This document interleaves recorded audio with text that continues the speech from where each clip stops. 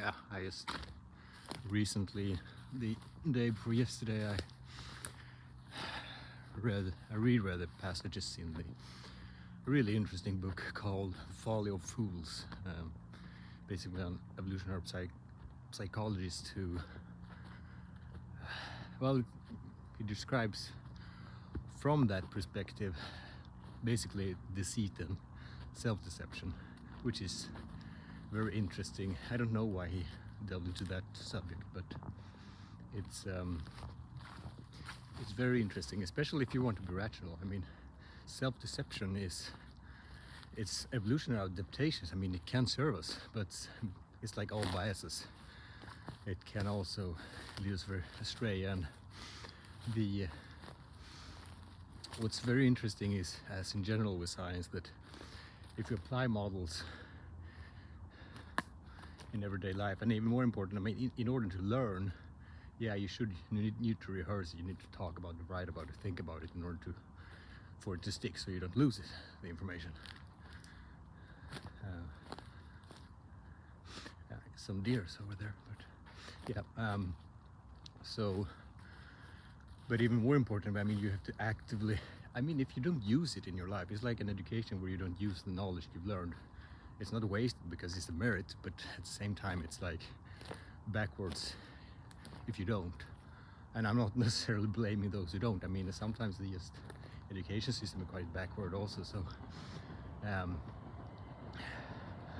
but that's what knowledge is used for. It should be used for. So in this context about self-deception and or in general applying science, it's like it's hard to know, especially when it comes to human beings, when you deal with human beings, how much should you trust the science in dealing with people, and how much should you trust your sort of gut? Or because sometimes when it's really interesting is when the science is opposed to your intuition, and your intuition is like extremely important. I mean, if you don't use your intuition when dealing with people, you're like, it's usually the case that the more sort of sharp, sort of well-tuned and say even wise in dealing with people you are, the more your intuition is in line with just a good way of dealing with people. So it's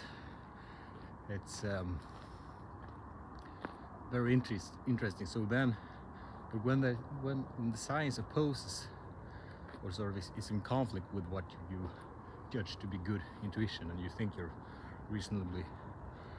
had a reasonably good intuition about something, or you don't. I mean, it's hard to know.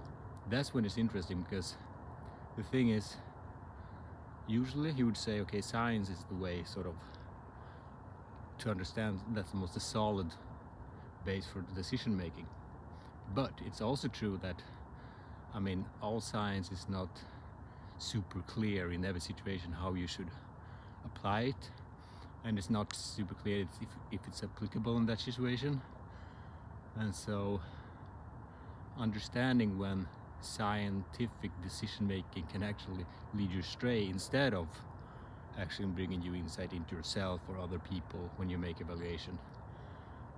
So this is, for example, do you have self-deception? I mean, we all have, but in this evaluation or this opinion or this whatever it is, do I have self-deception?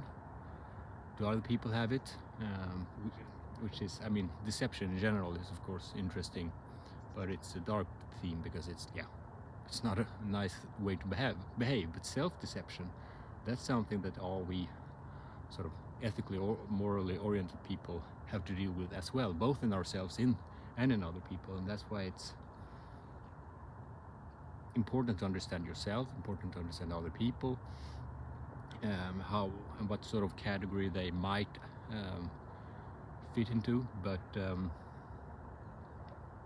then it's interesting because should you trust your intuition, or should you trust the science when it's sort of conflict, but you perceive it to be a conflict? If the science was sort of perfect applicable, yeah, for sure, the science would probably be right, but it's a tough balance and very interesting topic. So I highly recommend the book The Folly of Fools by Robert Trivers. One of the most interesting book I've ever read, I think. So yeah, highly recommend.